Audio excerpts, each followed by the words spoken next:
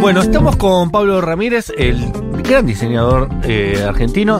Yo voy a pedirte dos cosas, Pablo. Primero, si la palabra modisto o diseñador de modas, ¿todo eso está bien para lo que vos haces o es un poquito más alto? No sé si me explico lo que quiero decir. Sí, bueno, para mí la palabra es diseñador. Diseñador. Sí. Correcto. Hablábamos fuera del aire que uno te conoce de fotos y con tu obra, ¿no? Tu producción, y te imagina una persona adulta, seria, poco accesible. Y te llamamos y al otro día dijiste, sí, voy.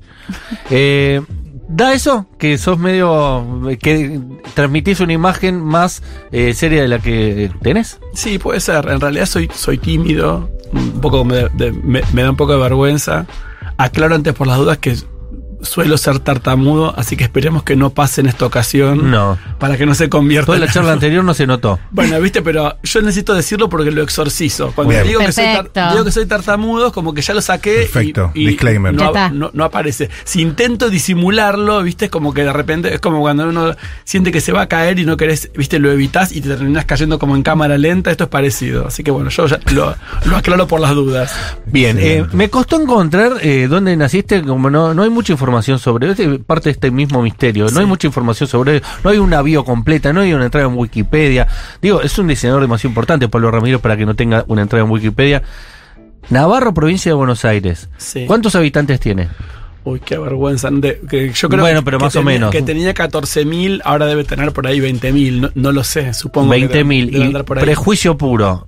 No hay muchas personas que le interese el mundo del diseño en Navarro, Buenos Aires. ¿Y vos cómo empezaste a encontrar ahí el camino, la posibilidad de hacer una carrera con eso, un oficio con eso? Sí, bueno, yo digo siempre que mi primer acercamiento a la moda fue a través del dibujo.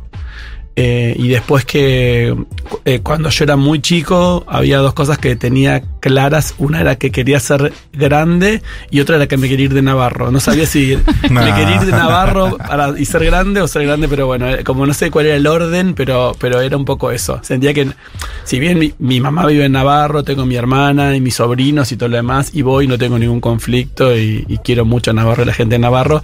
Siendo niño para mí fue muy difícil y no sé, sentía que no era mi lugar, que no pertenecía ahí y tenía inquietudes que no veía en ningún horizonte que fueran como muy, muy cercanos, ¿no? Claro, mi prejuicio en este caso fue cierto entonces, como que te encontraste ahí con una... incluso... Si no me equivoco, entraste como muy temprano en la carrera de diseño textil en la UBA. Sí, como que no existían tampoco las herramientas para desarrollar ese trabajo. O sea, yo terminé el secundario en el año 89, que fue el año en el que se creó la carrera. O sea, que yo entré a la FADU en el 90, que era, o sea, la carrera acababa de empezar. Mirá, ¿Cómo fue esa experiencia de la provincia de Buenos Aires a la UBA, a esa facultad que acababa de empezar? Además, ¿cómo te influyó también esa relación con la ciudad y con ser grande, ¿no? Como con poder con irte de Navarro. Para mí fue una experiencia alucinante. O sea, yo se lo recomiendo a todo el mundo que estudie en la FADU, en la Universidad de Buenos Aires. Para mí en ese momento además era algo totalmente disruptivo, porque la carrera estaba empezando, era absolutamente experimental, no había nadie en el campo desarrollándose como diseñador de indumentaria. Y bueno, y además hoy lo pienso y me da mucha risa cómo lo vivíamos, porque además la arquitectura, que tiene una cosa muy tradicional y muy arraigada, nosotros éramos como las de corte y confección, era como no sabían si eran costureras, corte y confección, Velvet, que vienen a hacer acá estos. Claro. Entonces solamente en la facultad la única franja horaria que había era de 2 de la tarde a 6, claro, de lunes a viernes, y los sábados había que cursar. Y a veces no teníamos taller. O sea, estábamos, por ejemplo, en una clase, en el taller, y venían de una cátedra de arquitectura y decía, bueno, que se vayan las modistas porque y nos sacaban del taller al docente con todos y nos teníamos que ir a buscar a ver dónde encontramos un aula en donde... ¿Y era todo teórico o había máquinas de coser? No. ¿Práctica? No, o sea, tenía más que ver con lo expresivo, con los medios expresivos y con dibujar y con representaciones y todo lo demás, pero y veíamos moldería, por ejemplo. Yo tuve la suerte de que en época estaban los hermanos Tenuta, los dueños de la marca de zapatos Lonté, que daban diseño de calzado. Nos llevaron a conocer la fábrica. O sea, digo, la verdad que fue como muy, muy interesante, sí. Había maestros, profesores que venían del mundo de la moda que vos admirabas o todavía no se había dado esa transición? ¿Cuáles eran como los referentes? Y no, es que no había justamente, o sea, los que estaban venían de bellas, o eran artistas, venían del arte o de la arquitectura o del diseño gráfico. O sea, sí había por ahí jóvenes diseñadores que eran un poco más grandes que nosotros, que se habían lanzado en lo que fue la primer Bienal de Arte Joven, cuando arrancó la democracia, y como que ese semillero de jóvenes que habían arrancado ahí, un poco como en el under de Buenos Aires, pasaron a la institución de la universidad a darnos clase a nosotros. Así que eso también fue muy enriquecedor. Y Pablo Ramírez con nosotros. Venís, me imagino, unos primeros contactos, digamos, con el rubro en FADU. ¿Y el primer laburo dentro del rubro textil? El primer laburo tuve la suerte en el año 94, gano la primera mención del concurso Alpargatas, que el premio era un contrato por un año en la firma Alpargatas que teje la tela para los jeans, pero en el jurado había unos diseñadores franceses que me contratan para trabajar en París. ¡Wow! Así que... No, por suerte, era porque eras buena. Pero bueno, para decirte, Pablo. Fue mi o sea, que la primera experiencia laboral que tuve fue en París. ¿Y era una competencia que vos competías con un diseño? Claro, en realidad la consigna era diseñar en la tela, en denim. Y yo la propuesta que hice fue uniformes escolares en jean, como asociando que el uniforme escolar eran los jumpers escolares, sí, y que el uniforme de los jóvenes es el jean, hice jumpers escolares en denim. ¿Puede ser que ahora está volviendo y hay muchas estrellas pop con jean hecho vestido? Sí, bueno, es que... Es una sensación mía. No, es que el denim es una tela como... que tiene una cosa muy particular, que es como siempre está de moda, siempre es joven, siempre como representa eso y como nunca pasa de moda, ¿no? Y vos haces una excepción porque tu obra es todo negro y algunos detalles en blanco, pero es Ramírez de negro. Sí. Y el denim. Sí. ¿No? ¿Esto tiene que ver con ese paso por Alpargatas o por esto que dice Mati de que es una tela que representa mucho? También? Para mí hay algo en el material, como una nobleza en el material, y además que tiene que ver también con esa cosa auténtica para mí hay como un lujo en esa austeridad, en ese material, y el color en sí habla del material también, o sea, no es un color en sí, es el azul índigo de la fibra. Entonces, supongo que es un poco un romance que tuve, que tiene que ver también con mi adolescencia, el denim que estuvo presente como en la vida de todos los jóvenes. Y para mí también haber empezado con... El denim, para el que no sabe, es el pantalón de jean, el pantalón vaquero. Exactamente, el jean. Perfecto, el jean, sí. Ya lo sabía. Bueno, entonces como que pienso que arranca ahí, y tiene que ver también un poco como que haya sido Alpargatas y el jean quien me metieron en el mercado, que de alguna manera me siento identificado con el material. Espectacular. Pablo, yo tengo muchas preguntas sobre el resto de tu biografía, pero las voy a ir alternando con muchas preguntas sobre el mundo de la moda. Voy a tratar de equilibrarlas. Y una de esas estabas hablando del material, como del denim, como un material muy noble. Hoy en día, con este auge de la moda, del fast fashion y de la moda mucho más express, que se vuelve un poco más accesible y demás, hemos visto como cierto deterioro en los materiales. Un poco vos, como consejo y como perspectiva, ¿cómo ves el trabajo de la moda con respecto a las fibras? Y como consejo, vos sos de los que dice, mira, cómprate algo de un abrigo de buen material que dure. Hay cosas que como que estamos tan perseguidos, y sobre todo tan perseguidas por las tendencias, que eso nos hace caer mucho en materiales que son muy chotos. Bueno, yo empecé a trabajar en el 94 en París y después estuve trabajando hasta el año 99 en la industria, en varias marcas. Y el tema de la tendencia fue algo que me me agobiaba mucho porque me preocupaba esta búsqueda de la novedad que se descarta al muy poco tiempo. Entonces, como diseñador, trabajando en marcas, me pasaba que cuando terminaba la temporada, o sea, habíamos ya lanzado el verano, había que arrancar con el invierno, veíamos las tendencias, ¿no? Como que todo eso te estimulaba como diseñador, pero venía el dueño de la empresa y te decía, bueno, tenemos que usar las telas que quedaron en stock de la temporada pasada. Okay. Y vos pensabas, ¿qué hacemos con esto? Y estos colores no van, estos estampados no se usan más. Y entonces a mí eso me pareció algo que fue una de mis preocupaciones que se me planteó. Eso por un lado, y el tema de la identidad como por otro, que tiene que ver con la moda. Entonces, cuando yo empecé en el año 2000 con mi primera colección, decidí que quería hacer algo que tuviera que ver con mis valores. Como decir, bueno, no quiero hacer ropa que pase de moda, no quiero hacer ropa que tenga temporadas, no quiero hacer algo que tenga vencimiento. Entonces, de alguna manera, pretender en hacer clásicos. Y en esto, en concentrarme en el material, en la moldería, en la confección, en la hechura, en que la prenda caiga bien, calce bien, y que perdure. Muy personalizado también para la persona, ¿no? Sí, o sea, en realidad para mí es en la persona porque mi trabajo es sobre la moldería, es sobre el calce, sobre el cuerpo, cómo queda, pero después en realidad yo tengo talles, o sea, si bien hago a medida, lo que hago, siempre me interesó más trabajar para el lado de democratizar el diseño que pensarlo en lo exclusivo, ¿no? Aunque bueno, convive mi trabajo como las dos cosas, ¿no?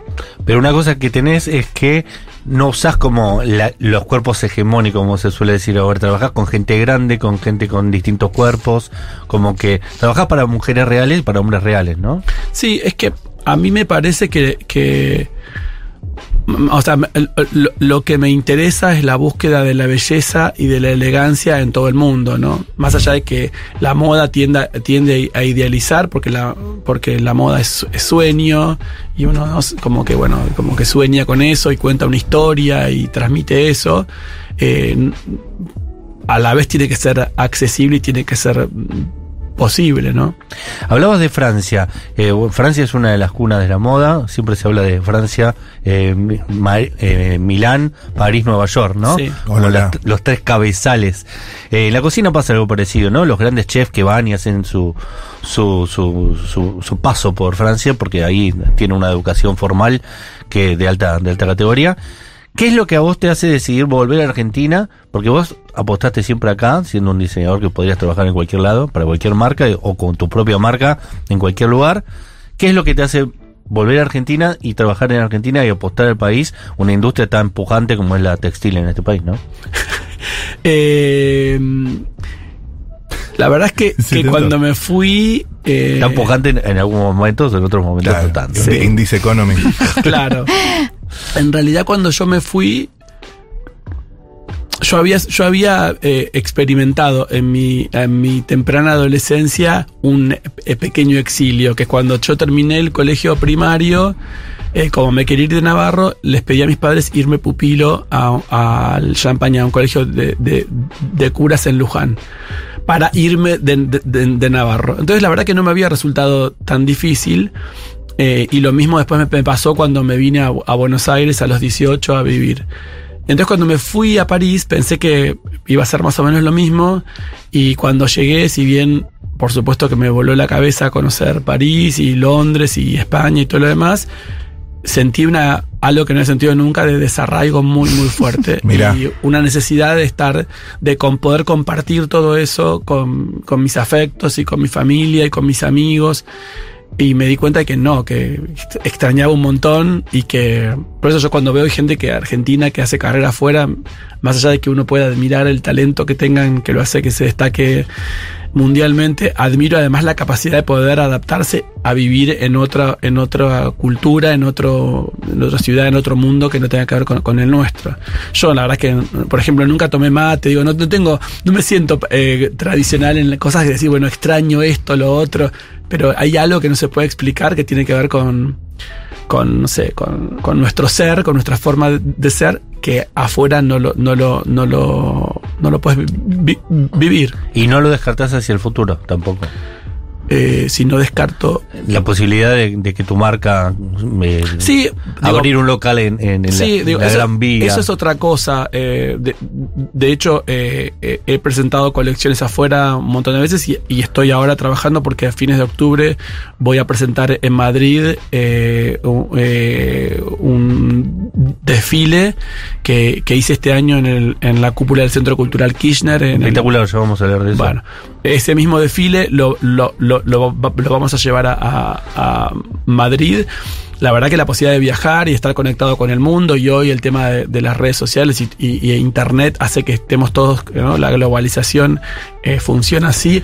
Así que la verdad que me parece que es mejor todavía la coartada para seguir viviendo acá y poder estar conectado. Espectacular. Pablo Ramírez, con quien estamos hablando. Pablo, estás en un lugar, después de tantos años, ya consagrado de productor de moda, se puede decir, digamos, productor en el sentido de que vos sos de los faros que marcan, en una enorme discusión con otros colegas me imagino, para dónde va la moda, y un poco lo venís contando. Hay como una situación, una corriente de moda general, y vos muchas decisiones que me imagino que tomás, algunas cuestiones a las que por ahí te subís y vas y presentas tu colección y te subís a alguna tendencia, a una moda, y otras que decidís, esto no me cierra, bueno, lo que hablamos con María del Mar de los materiales. Pero con la foto de hoy, en este momento, ¿a qué modas o tendencias decís, esto me interesa, es interesante lo que está pasando ahí, y qué cosas declinás y marcás tu propio rumbo? En lo textil te pregunto, sí, obviamente. En realidad, yo siempre hice un trabajo como muy personal, ¿no? Como sin proponérmelo de alguna manera, como una especie de autobiográfico, como ir contándolo como lo que me pasa, y además en relación también a lo que me pasa con mis clientes y con el público y con quienes me siguen. Es como una especie como de diálogo con eso. Entonces, no digo que viva en una burbuja, pero no estoy mirando para el costado o comparando o viendo, sino que más lo que hago es como responder y pensar en lo que está pasando y en lo que le pasa al usuario, al consumidor, al cliente, y trabajar como hacia eso, ¿no? Pablo, yo sufro mucho el tema de las tendencias. Sufro mucho el tema de las tendencias. Instagram me recuerda todo el tiempo cosas que no tengo. Y siempre he querido como de gente, porque uno nunca tiene acceso a personas como vos, ¿cómo se crea un estilo propio? ¿Qué cosas podés como pensar y concentrarte cuando vos estás ahí y te pasan todo el tiempo publicidad de marcas y demás? ¿Cómo pensás y qué tips le darías a las personas para crear el estilo o una estética? Como, ¿con qué tiene que ver? ¿Cómo se forma? ¿Qué recursos hay? Como algo que tenga tu propia personalidad y que esto se exprese con la forma en la que te vestís. Yo creo que, digo, por un lado hay algo que tiene que ver con el tiempo, que el estilo de alguna manera es algo que es el resultado de la maduración, ¿no? Uh-huh. Como que, y además tiene que ver con conocerse, con preguntarse quién es uno, qué es lo que querés, qué es lo que te gusta, y para mí con ser auténtico también, como no pretender ser quien no sos. Es como si fuera un ejercicio que tiene que ver con el espejo externo, uh-huh, y con el espejo interno, ¿no? Como de observarte, de conocerte y de preguntar. O sea, yo ahora acabo de venir salgo de terapia recién. Y fue gracioso porque el terapeuta, no sé qué, me hacía una broma sobre lo del negro y me dice, en algún momento te voy a encontrar algo que tengas que no sea negro. Y le digo, no. Entonces justo abro el bolso y me dice, tenés un estuche, eso es marrón, es el estuche de los anteojos. ¿Y por qué no es negro? Porque me regalaron los anteojos son negros, le digo, pero el estuche es marrón. Y entonces me dice, ¿y en qué momento decidiste? Le digo, no sé, fue algo que me fue pasando, pero que sí me acuerdo que en un momento, yo en el año 99, decidí raparme, que sentí que no quería tener más pelo, que para mí durante niño había sido muy importante el pelo, era un valor que yo sentía que tenía, Y había una discusión en mi adolescencia con mi padre, que era mecánico y que era súper tradicional y machista, que me decía, cortate el pelo. Y yo era como que no, mi pelo. Hasta que, no sé, a los 20 me vine a Buenos Aires, bueno, llegué a tener el pelo largo, carré, yo tengo pelo muy, muy lacio. Y en un momento me di cuenta, después de unos años de tener el pelo como yo quería, de platinármelo, teñírmelo de negro, de experimentar, de probar, que era lo que no lo necesitaba, que me parecía que era una información que no quería dar, ¿entendés? Como que quería... Un accesorio que no necesitaba. Claro, era como, siento que es mucho para mí tener... Entonces decidí pasarme la máquina y dije, a partir de ahora voy a ser rapado, no voy a tener pelo. Bueno, nada, por ahí te puede pasar eso y después decidís que no. Por ejemplo, a mí, como tendencia, si querés, algo que me llama mucho la atención, tiene que ver con mi edad, yo tengo 51 años, es que cuando yo era joven, llamaba mucho la atención que alguien tuviera un tatuaje o que alguien tuviera piercing. De hecho, no sé qué edad tienen ustedes, pero en ese momento, cuando era joven, muchas veces no era probable que no consiguieras un trabajo en algún lugar si tenías piercing o tenías tatuaje, te lo tenías que tapar, te lo tenías que sacar. Y hoy yo hago el juego de mirar, para mí hoy, alguien moderno es alguien que no tenga ningún tatuaje ni un piercing. Claro. Y a mí es como el soy moderno no fumo de Moura, ¿no? De Jacobi. Claro, y a mí me pasa con eso que es algo que tiene que ver con la moda, que es una marca definitiva, digo, porque todo lo demás, como me pasó a mí, teñirte el pelo, cortártelo, son cosas que después que yo crece, pero marcarte la piel con una perforación, digo, es algo que yo no lo haría. No estoy en contra, no da con tu estilo, Pablo, ni juzgo a nadie que lo haga, pero siempre me parece fuerte, como digo, pienso, uy, te marcaste esto. Justo ayer estaba viendo el juicio del documental de Johnny Depp y Amber Heard. Y que una pelea habían tenido porque él tenía tatuado Winona Forever y que después me reía como de esas cosas, ¿me entendés? Como que alguien se hace una marca y después tenés que sacarte esa marca. Y tu ex. Tenemos poquito tiempo y quiero aprovecharte porque hay un montón de cosas que no te preguntamos todavía. Esta colección que hiciste en el Centro Cultural Kirchner, que vas a llevar a España, es muy cara a los corazones de los argentinos por dos razones. La primera, porque Christian Dior, lo dijo mucha gente, no estoy inventando nada nuevo, dijo que la única reina que había vestido en toda su vida había sido a Eva Perón. Y vos hiciste una colección sobre vestidos de Eva Perón que son de una belleza, y es acervo cultural ya lo que hiciste, es parte de deberían estar en algún museo, mira lo que te digo. Esas colecciones, cuando vos las haces, ¿las pensás para vender o las pensás solo como si fuera una exposición artística? No sé si me explico lo que te quiero preguntar. Bueno, eso en particular surgió de un desfile que hubo en el año 2010 que tuvo que ver con los festejos del Bicentenario, y nos convocaron a varios diseñadores para que cada uno representara una década del siglo XX. A mí me tocó la década del 50 y a mí me pareció que la década del 50 estaba marcada por el New Look de Dior y por una figura como la de Eva Perón. Entonces, para ese desfile hice 4 trajes que tenían que ver con eso. De alguna manera esos trajes que empezaron a formar parte de mi patrimonio, como que no es que los puse a la venta, sino que los hice y los guardé. Y en el año 2015 el Espacio de Arte, la Fundación OSDE, hizo una muestra de mi trabajo en conjunto con los fotógrafos Luciana Val y Franco Muso. Esos trajes formaron parte de la exposición que se hizo en Rosario y después se hizo acá en Buenos Aires. Y cuando ahora se lanzó este libro, la editorial se comunicó conmigo porque querían que yo hiciera un desfile con esto.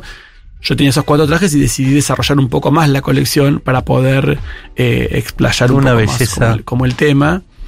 Y bueno, son las posibilidades que tiene por ahí mi trabajo de hacer algo más vinculado con el arte, sin pensar tanto en el usuario o como en la venta, ¿no? Y vos contaste, que yo no lo sabía, que Christian Dior y este New Look se llama el proceso de vanguardia. Tiene que ver con la figura de Perón de alguna manera, su ascenso y su participación. María, muy bien, por eso es que es la única reina que vestí también, es porque fue epocal, ¿no? Fue un encuentro realmente mágico, porque la gira que hace Eva Perón a Europa es en el año 1947, que es el año en el que Christian Dior presenta esa colección que Carmel Snow, una editora de modas de Estados Unidos, bautiza como New Look. Ok. Entonces es como el momento en el que explota el New Look Dior y el momento en el que llega Eva, que en ese momento no existía ninguna figura en el mundo que tuviera la relevancia y la trascendencia por ser una mujer joven, bella, con poder. Pop también, ¿no? Sigo, pero aparte con el poder de que una Europa arrasada por la guerra, claro, va con un Eva Perón llevando trigo, llevando ¿no? a Europa, a una Europa arrasada. Llega esta mujer que era como imagínense todas las influencers juntas de hoy concentradas en una sola mujer, claro. Una primera dama. Entonces pasó que había sido modelo, dato que no es muy conocido. Justamente, bueno, en el libro Evita frente al espejo justamente hacen ese recorrido que es tan importante, porque hay toda una parte de la sociedad antiperonista que se instaló se aseguró de instalar la idea de que tenía mal gusto, de que no sabía vestirse, y todo esto es falso en realidad.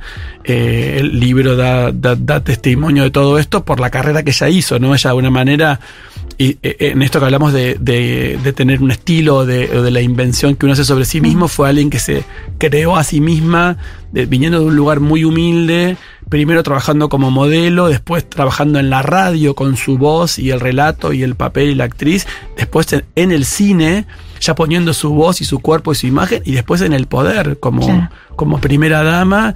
Fue una cosa como increíble. Muy joven, va a Europa y se encuentra con que estos diseñadores que no existía lo que existe hoy, dicen, no, queremos vestirla a ella, que nos va a representar en el mundo. Entonces Jacques Fat, Christian Dior, Rojas, todos dicen, bueno, queremos que venga a los desfiles. Ella dice, no, yo no puedo ir a los desfiles. Bueno, le hacemos desfiles a ella para mostrarles la colección, y se convierte en clienta de... Increíble hoy, que son marcas que valen millones y millones de dólares, que todo lo contrario, que hay que pagar fortuna para tener un ejemplar de todo eso. Sí. Para ella. Christian Dior te muestra la colección, elegí lo que te gusta. Claro, pero todo lo que representaba. Bueno, además eso, alguien que además de todo hizo una curaduría de su estilo muy particular. Personas en la historia argentina, de cualquier rubro, además de Eva, cuyo estilo te haya parecido, te haya llamado la atención. Qué difícil esta pregunta, no estaba preparada. Lo que pasa es que es difícil de comparar a alguien como, una figura como tan emblemática como... Claro, mucha distancia del segundo. Sí, pienso en María Callas, que no es así. Sí, no es pero está bien. Es una figura internacional. Marta Argerich.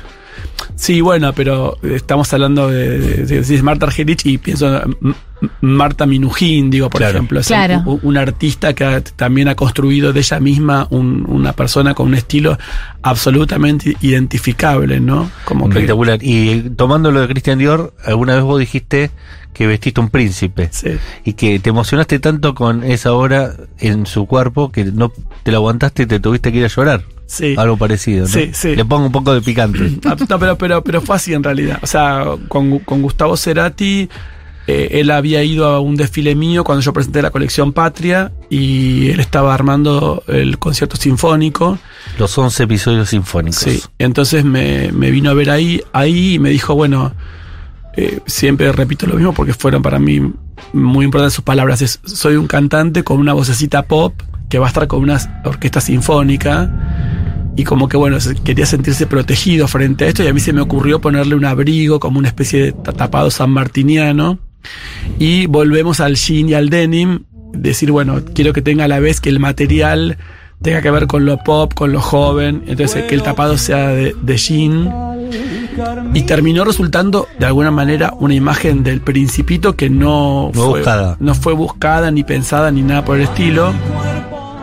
Y esto se grabó en el Teatro Avenida. Yo estuve con él ahí hasta último lo ayudé a subir al escenario y él me dijo, no, andá, quiero que lo veas. Porque era muy pesado, para él sí. Dijo que era muy pesado. Era muy pesado, era muy grande, y a mí lo que más me sorprendió fue que cuando él salió al escenario con todos esos músicos y ese traje enorme, él se movió con una naturalidad como si hubiera nacido con el traje puesto. Capo. Era un hombre extremadamente elegante, con una gracia muy impresionante. Y fue muy fuerte. Ese show lo disfruté mucho, y además, frente a la sorpresa de que todos los que estaban viéndolo, nadie sabía lo que era algo sorpresa que se estaba haciendo, pues era la primera vez que se hacía a lo multimedia, no se estaba grabando el DVD, el CD, todo era en total secreto. Y un año después se presenta todo este material en el Teatro Colón, y ahí fue donde yo caí frente a lo que esto de ver mi dibujo, ¿no? Mi figurín hecho que haya tomado vida en el cuerpo de Cerati en el escenario del Teatro Colón, fue algo que me desbordó, sí. ¿Y qué sentiste? ¿Lo puedes expresar con tanto tiempo que pasó, digamos, emoción, alegría, tristeza, fue una melancolía? Una mezcla como de emoción con angustia que no lo pude como soportar en ese momento. Creo que tuve especie de ataque de pánico, ¿no? Como que me empecé, un cachito de eso también. Sí, como que sentí que no podía respirar y que me iba a morir ahí, y me tuve que ir. Creo que estuve 2 canciones y me fui. ¿Te fuiste a tu casa? Sí. Pablo Ramírez, después del disco lo escuchaste. Por supuesto. Aparte es muy icónica la imagen de él vestido así, ¿no? Sí. Como muy Bowie es también, muy conceptualmente Bowie. Sí. Te agradecemos un montón. Pablo Ramírez es el diseñador argentino. Tuvimos una linda charla. ¿Te quedó, o todavía te queda, el deseo de hacer un vestido para alguien que admires mucho, que te gustaría que use un vestido tuyo? Hombre, mujer, de Argentina, de afuera, de todos los tiempos. Qué sé yo, la verdad que no sé. Digo, hay actrices internacionales que me encantan, como, no sé, Tilda Swinton o Kate Blanchett o Angelica Houston, qué sé yo. Toda gente muy elegante estás nombrando. Sí, bueno, no sé, pero pensé que iba a decir Shakira, ¿no? Pero la verdad es que... Qué mal vestida Shakira siempre. Esto hay que decirlo, es compatriota mía, digo. Okay. Yo no puedo decir. Sí, pero la verdad que yo he tenido siempre mucha suerte en eso, en que me han elegido y que he podido vestirlo yo desde Lali hasta Casu, claro. No sé, Susana Jiménez. Fito también. Bueno, con Fito ahora. Fito fue uno de los fue casi el primer trabajo que tuve, porque yo todavía no había lanzado mi colección, y Fito en el año 99 lo vestí para Abre Tour. A él y a toda la banda. Es decir, que Fito lo vestiste antes de que vos arranques tu carrera como diseñador. Claro, yo estaba trabajando en marcas, y en aquel momento Fito me contactó. Mira qué visionario.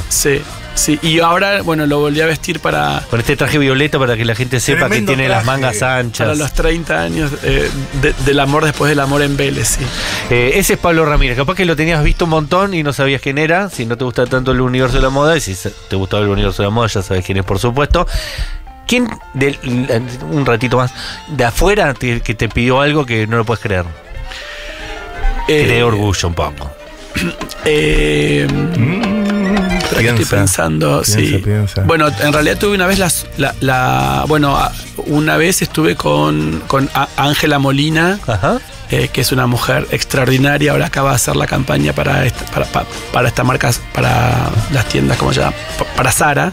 Y es una mujer fabulosa y de una belleza descomunal.